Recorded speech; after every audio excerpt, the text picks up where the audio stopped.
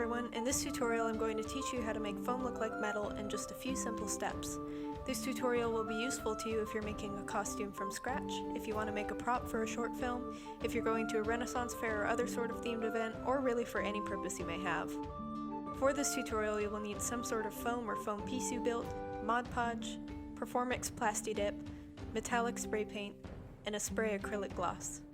For this tutorial, I'm going to be demonstrating this method on a simple foam bracer I made. So the first thing you'll want to do is to coat your piece in Mod Podge using a paintbrush.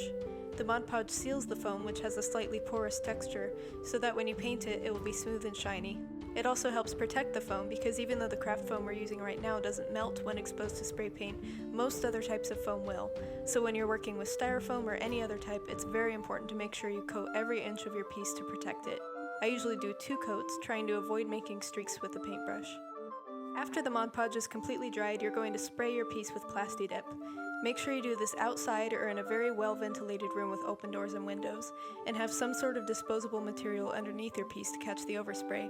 You must also make sure to avoid breathing in the fumes. Make sure to coat your piece thoroughly, but don't spray too much, otherwise you'll end up with some drips like I did here, but it's okay. Next, after the Plasti-Dip is completely dried, you're going to spray paint your piece with the color of your choosing. I used silver. Doesn't that look like a nice new metal now? Now for the final step after your paint is dried, you're going to coat your piece in some sort of spray acrylic gloss. It can be any brand, but I usually use Krylon or Rust-Oleum. This helps protect your paint and the foam piece underneath and just adds a nice solid shiny coating.